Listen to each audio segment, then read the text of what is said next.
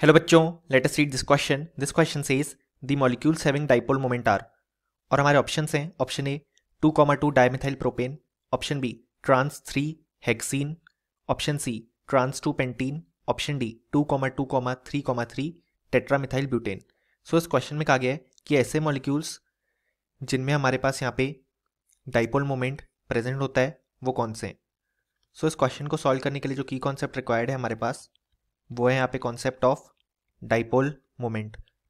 सो अब यहाँ पे जो डाइपोल मोमेंट होता है वो एक वेक्टर क्वांटिटी होती है और यहाँ पे इसका डायरेक्शन हमारे पास होता है from less electronegative to more electronegative atom. So यहाँ पे अगर हम ऑप्शन ए में गिवन कंपाउंड का स्ट्रक्चर ड्रॉ करें तो वो जगह कुछ इस तरीके से. यहाँ पे 2,2 डाइमिथाइल प्रोपेन गिवन है. सो यहाँ पे बेसिकली सारे कार्बन ही हैं.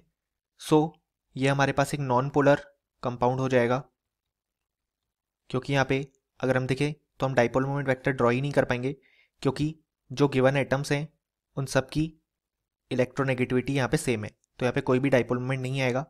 सो इसके लिए डाइपोल मोमेंट है म्यू 0 हो जाएगा. सो ऑप्शन ए इनकरेक्ट हो जाएगा.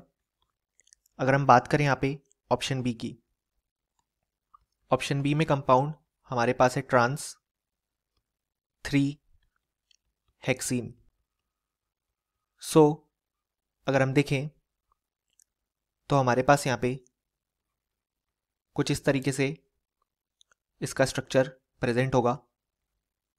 यहाँ पे ट्रांस 3 हेक्सीन कहा गया है तो यहाँ पे कुछ इस तरीके से इसका स्ट्रक्चर हमारे पास होगा.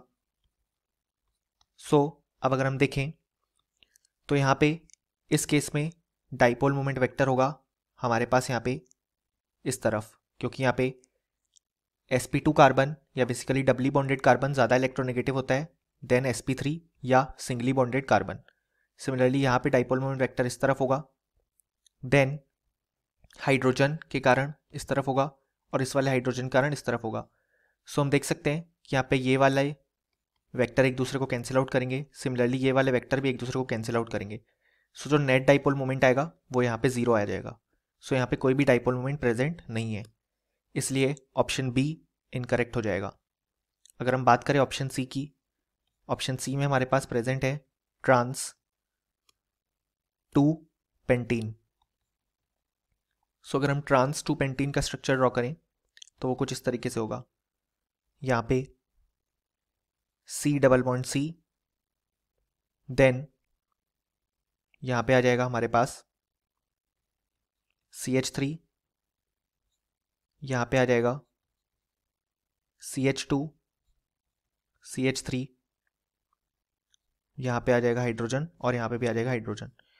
सो अगर हम देखें तो इस केस में यहाँ पे डाइपोल मोमेंट वेक्टर होगा इस तरफ, यहाँ पे होगा इस तरफ क्योंकि sp2 कार्बन मोर इलेक्ट्रोनेगेटिव है, हाइड्रोजन के कारण होगा इस तरफ. तो जो हाइड्रोजन वाले वेक्टर्स हैं वो तो एक दूसरे को परफेक्टली कैंसिल आउट कर देंगे, लेकिन जो ये दोनों वेक्टर हैं वो यहाँ पे एक दूसरे को परफेक्टली कैंसिल आउट नहीं कर पाएंगे क्योंकि यहाँ पे प्रेजेंट है CH2 CH3 जबकि यहाँ पे प्रेजेंट है CH3. इसी कारण से ट्रांस 2 पेंटीन में डाइपोल मोमेंट है म्यू नॉन जीरो आएगा और इसके पास कोई डाइपोल मोमेंट लिमिटेड प्रेजेंट होगा. सो इसी कारण से यहाँ पे डाइपोल मोमेंट होगा. सो ऑप्शन सी बिल्कुल करेक्ट हो जाएगा. अगर हम बात करें यहाँ पे ऑप्शन डी की, तो ऑप्शन डी में हमारे पास प्रेजेंट है कुछ इस तरीके से स्ट्रक्चर. अगर हम ड्रॉ करें तो यहाँ पे 2,2 पे मिथाइल, 3,3 डाइमिथाइल, कुछ इस तरीके से हमारे पास यहाँ पे स्ट्रक्चर प्रेजेंट है. सो यहाँ पे हम देख सकते हैं कि ये कंपाउंड भी नॉन पोलर होगा क्योंकि यहाँ पे जो सारे एटम्स प्रेजेंट हैं उनकी इलेक्ट्रोनेगेटिविटी यहाँ पे सेम है, इसलिए यहाँ पे म्यू 0 हो जाएगा. सो ऑप्शन डी इनकरेक्ट हो जाएगा. सो फाइनली हमें लिख सकते हैं कि इस क्वेश्चन के लिए हमारे पास जो करेक्ट आंसर आ गया वो आ गया option C. Hope you understood it well. Best of luck.